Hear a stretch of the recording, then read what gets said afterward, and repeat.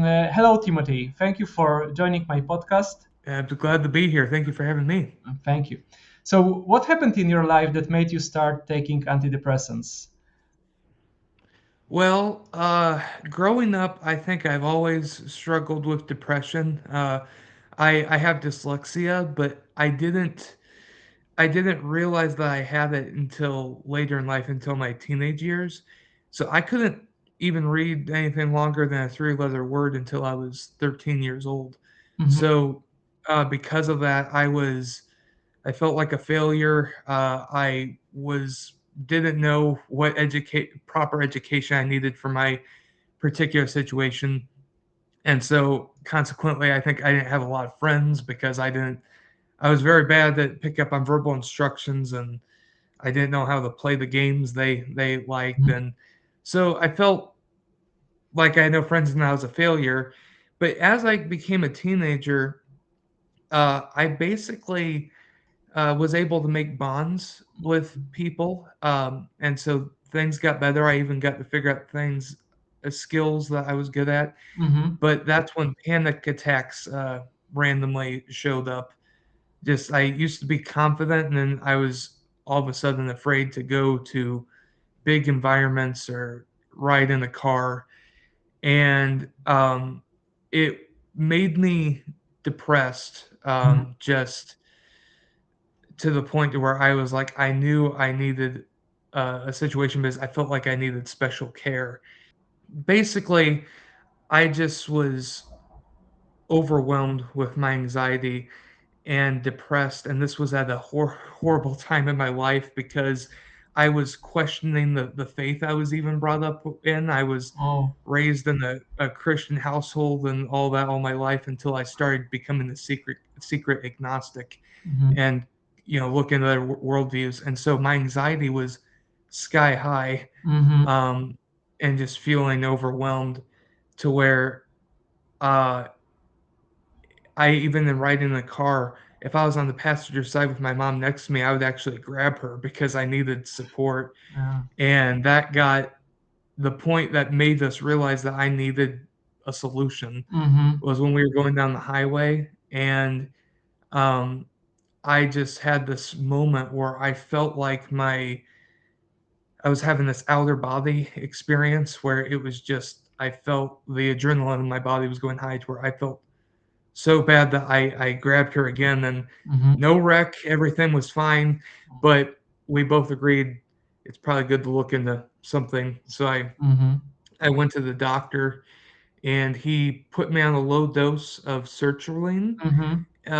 hoping that I wouldn't be on it long, but these panic attacks were going on for, like, 5 years, so I really wanted anything that would dampen the stuff, and so I was on it for 4 years until I noticed some symptoms. What were your experience while taking the medication? Like, how did it make you feel? Like when you start taking them, did it actually alleviate those symptoms? How did your body react? Honestly, it reacted, relatively good. Mhm. Like I said, 4 years I was on it because I really thought it was doing the trick. Mhm. My family noticed the difference. And I was more optimistic and calm, Mhm. but the anxiety didn't totally go away, but I noticed that I was actually able, to go on trips with friends by myself, like, my family didn't even come. I just went and was confident I could, go ride in the car. It used to be that I would wear headphones and doodle on something. I used to do that, but I was actually able to have conversations with my family riding, and so I really had no complaints about it, and I would say it probably gave me good years that I wouldn't have had otherwise Mhm. until it just wasn't good anymore. Okay, so what made you decide to stop taking stop taking sertraline? Basically, my church was having a retreat, and I took my sertraline with me to the trip, Mhm. and I was obviously planning on taking it, but because of the excitement of the week and the busyness, I got kind of lazy. So I was like, I got so many other important things that I need to unpack. I've outgrown my anxiety. I'm not going to take sertraline. I'm going to cut cold turkey, Mm-hmm. which you're not supposed to do. Yeah. Wow. But I stopped taking it, and there was one night in particular where we stayed up relatively late, and people were kind of being loud, and because they were playing this game, and I had this headache that I never experienced before, and I just thought I'm up late and it's noisy. I just need to go to bed, but I didn't realize it was a common symptom of cutting sertraline abruptly, which was brain zaps and Yeah. all these things. And the second thing that I noticed was that not long after the trip, I also it was Sunday morning that I went to our church Mm-hmm. and drove there the whole way, feeling completely healthy. And then I started to feel like I had the flu, where it was like I had these heat sensations, and that I was lightheaded. And also my family, we went out to lunch, and I felt like it was just getting worse slowly, where I eating the food made me sick, and I was just desperate to go home and rest. Mm-hmm. And by the time I got there, I was lying on the couch and begging for the volume of the TV to be turned down low because my headache was exhausting. Mm-hmm. Until finally I came to the ultimate lowest, where I was covered up in blankets because I had chills, Mm-hmm. and my family noticed that like I was making miserable noises, and I was like, I need a hot shower, but I didn't even know if I was able to walk there. But Yeah. I didn't fall. But my body felt light. I was using the wall for support, but even in the hot water, I had chills and went to bed almost immediately, and then woke up the next morning. It was like nothing ever happened. I just felt and didn't connect that to the symptoms yet until finally I realized that I was having weird depression episodes where Mm-hmm. I had no reason to be depressed. It was just everything was great. I was enjoying my life, but if there was a relatively small inconvenience of anything, I wouldn't just get depressed. I would actually cry, which was very weird for me because I'm usually a kind of more of an analytical person, but I just and my heart would race if something wasn't going exactly my way. And then that's when it occurred to me, I haven't been taking my meds in a while. And so I How thought long it's been like since you stopped? Like, what was the timeline when the acute withdrawal and protracted withdrawal occurred once you stopped the medication?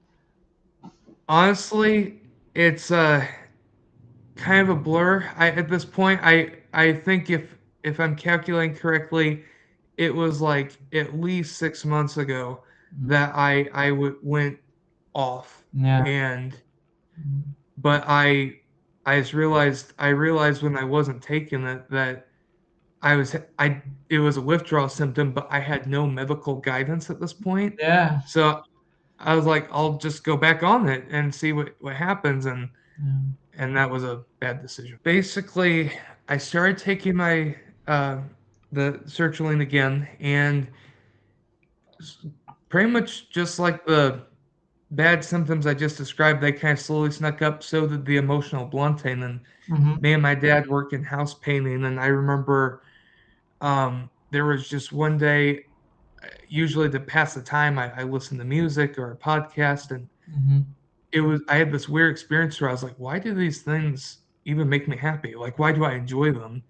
And I just had these really disturbing thoughts where I even asked, why does such and such make me happy? Why does this make me mad? Or why does this make me sad? It was like emotion was a foreign language to me. And I was like, I just had this freak out. Like, am I becoming an endangerment to society, basically? Because I felt like I didn't understand humanity anymore. And it was so terrifying to where I just was, I didn't, I didn't enjoy the beauty of nature. I couldn't feel the warmness of love. And I was just totally detached from reality. And there were even times I just kind of denied it, where I was like, I haven't got a lot of rest lately. I need to Yeah. sleep. And I remember my Uh, mom noticed I wasn't doing well. She said, "What exactly are you feeling?" And I was like, "I don't know. I don't really feel anything." And so and it's just so it was so scary to me, especially since I had been writing theological articles, and everything that used to like drive me as my hobby, such as like thinking about God, the Bible, and the gospel. I was like, all those things that were so dear to me. It yeah. was like wait a minute, this feels like, it almost feels subjective, and like it has no meaning.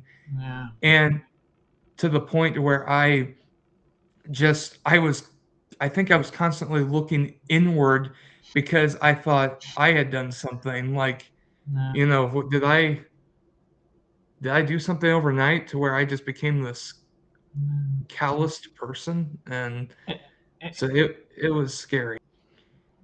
It took me a while, because uh yeah, I just kept on either thinking I was tired, or that I did something, or that I wasn't thinking right.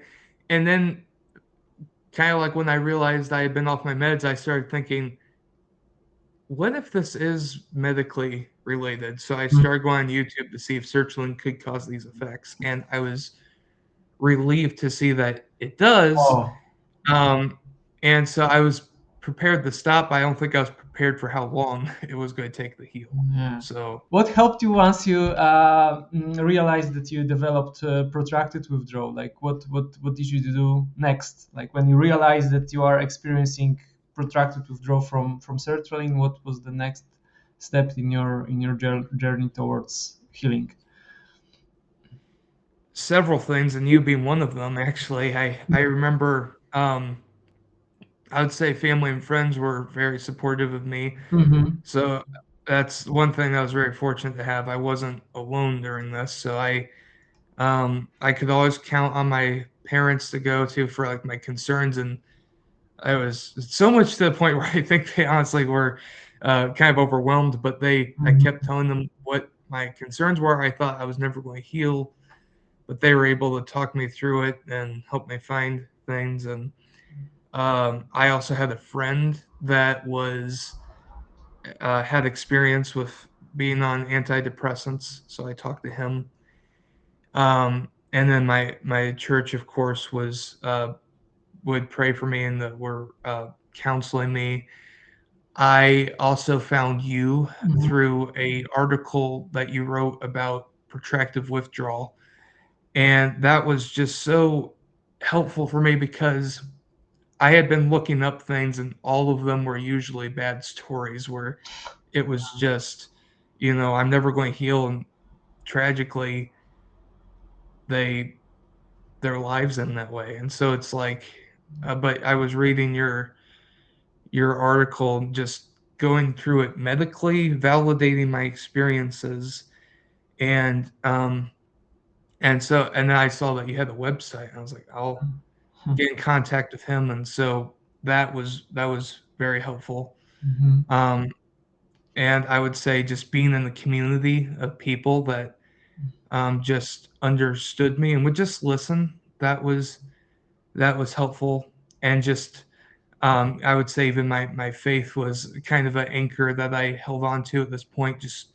Just knowing the fact that God's ways are good no matter what I feel, and that He was working all things for His glory, was just something that kept me sane in that time. And knowing, I would just say, to sum it up, having a community of people Mm-hmm. and love and support was really what got me through this. Yeah, same here. I mean, without support, I wouldn't be here today, to be honest. Like, I had one healing buddy from the community. He was actually also a believer, like, and he was for me all the time when I was severely suicidal, all the long ruminating about ending my life, and he was all the time there for me. And I do believe from this perspective that it saved my life. So I can relate so much. And when you felt nothing when you were reading a Bible, I had the same experience, but with listening to music. And I was always like going to from one concert to another, enjoying music so much, singing and reading the lyrics, and Yeah. and then I felt nothing, and it was so painful that from someone who was like very keen on going to rock concerts, just suddenly, on top of sexuality, etc., other symptoms, but this was very personal stuff that I have lost the so I can relate so much to your story, and I'm very glad that you reached out to me and that we connected. And can you tell me, like, I know that we are in regular contact, but how are you functioning now? Can you tell more details, like what has changed to give other people hope that things actually can improve and can get better? Yeah, I'm feeling much better. I'm not fully healed, but I would say that I want to give a qualifier to that because I know, like, whenever I heard people say I'm not fully healed, I'm like, so I'll never heal. But Yeah, it's only been 6 months since I've yeah, quit. you're at the early stage, yeah, but you already made some improvements. So yeah. Yeah, basically, what I've noticed is that from the very beginning, it was like anything in my body that was responsible for feelings at all, it was like there was a brick wall around it. And so it didn't matter how many times I tried to think positively. It was like I didn't even know what positive was anymore. Yeah. Um, so at the very beginning, it was just I was like a zombie or a robot, whatever you want to call it, and I just could not feel at all. And I was very negative a lot, where not only did I think I wasn't going to recover, but there was nothing. I just realized at that time how good emotions are, because there were things that I was like, I was desperate for comfort of some sort, and they weren't giving me comfort because I couldn't feel them. Mm. And so, but as I gradually went on, and um, almost like I was drowning, I was just trying to push myself out of the water. But as I kept going on, I started to notice that some things were coming back. And I should have said this earlier, but Mhm. basically, the symptoms I was having were just emotional blunting. The only things I could feel were panic attacks, and I also had PSSD. Mhm. And that was very severe at the beginning, but as I went on, it I started to notice that it gradually came back, but very slowly, to where I Mhm. had to actually literally have people point back and say, "Timothy, Mm. you haven't complained about this in a long time. This Ah, means that you're improving." And yeah, so, yeah. So like it seems that you are heading in the right direction when it comes to recovery. And like, what helped you the most? Do you think it's time or something else contributed to your recovery? Maybe there is something that you want to share with our audience, to so they can maybe implement in their routine that can help them in their recovery process. well, I would say time, and just also, like I said, support, because Mm-hmm. time, I would say that you can heal over time. Like, you can just wait it out, but that's going to be very hard. And I would have not. I don't know how I would have functioned if I didn't have people to Mm-hmm. walk me through it. So Mm-hmm. I would honestly say, I don't do this just to promote you, but I really Mm-hmm. would recommend that people look up your website, your YouTube channel, and talk to someone who understands this, not who will not only validate you, but understands this from a medical perspective. Because the truth is that even when I was trying to get medical help, Yeah. there were I know I've heard you talk about this, but they were trying to walk me through, like, are you depressed, and are you having issues like this? And so I would just say, someone who understands this medically, get in touch. And But before you reach if out, you yeah, sorry, yeah, please go ahead. no go ahead I mean, before you reach out to me, like, were you trying to reach out to doctors for help, or it was like, you know, you instantly started Googling stuff and then, you know, reach out to me, or was there like anyone else involved in your process before? Yeah, I started by reaching out to a doctor, and he was helpful in giving me the tamper and get off and things like that. But I ultimately wasn't getting satisfying answers, I would say. Mhm. And excuse me, I basically started Googling things, Mm. and that's when I realized it got more and more discouraging Yeah. when I found things, and that's why I'm glad I stumbled across Mm. your stuff, because a lot of times people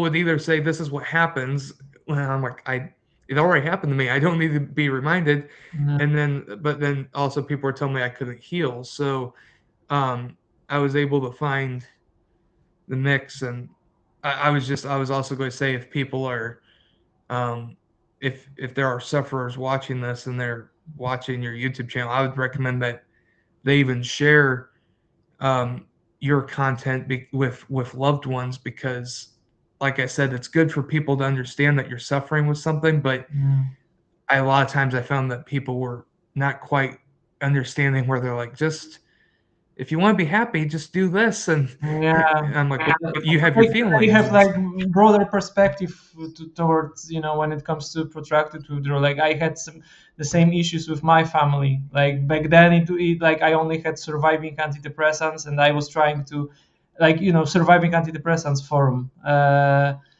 and that was the only place that you could find any useful informations back then. And you know, trying to explain your loved ones what you're going through, but you know, you look fine, you're smiling, but there's nothing much inside. So it's like, yeah, but right, having like, I totally agree that when you have someone who can, you know, who can relate and who can just, you know, maybe you can share stuff with your family so they can understand better, it's very helpful not being alone in this. So your family eventually they accepted your condition and they fully supported you during the process, right? yes, Yeah, that's wonderful that you're not alone in this process, because this is, from my experience, this is the most challenging part of the whole protracted withdrawal, being alone in this and not having proper support from your loved ones, especially. Yeah. So, hmm and what advice or words of support do you have for people who want to stop taking medication or have already stopped and are still struggling with withdrawal syndromes? yeah. As far as advice goes, as I said, make sure you are giving whoever that is. I can't tell you who to go to, but Yeah. whoever is your loved one and who you trust and will listen to you, go get support. I would also advise that you um, just no matter what stage you're at, you might not feel like doing things that are actually going to help. But basically, like, you're not going to want to get out of bed, you're not going to want to exercise, you're not going to want to work or Yeah. eat well. I would just say, just do it, even though, because there will be a recovery. You're just not necessarily going to feel your way to there. And that's why I liked what you have been said. I think you said in one of your videos that you have to blindly believe that you'll heal. And you also say fake it till you make it. Yeah. So it was pleasure meeting you, Timothy. Yeah. Can I add one more thing? Of course, please go ahead. I just want to say, like, just you were to ask if I had support and stuff, and I just Mm-hmm. the only thing I would say is just probably think of, and this is a kind of a bad analogy, but just maybe think of emotional blunting as like getting over a cold, only much longer. It's just you are just constantly coughing, and then all of a sudden you realize one day you haven't been coughing. It's kind of like that, to where it's I a like fade. that analogy. Yeah. And so just know that you will recover, but the pathway to recovery is not necessarily what you're going to want to do, and that's why you need accountability. This has really humbled me, I would say, just in Hmm. thinking like I can take care of myself, but I really needed people to make sure I was doing what I needed to do, and Hmm. just I really want to say that giving up and suicide is not an option. You can get better and you can see the results, but you're going to have to trust people who know what you need and put it into practice, and then the rewards are good.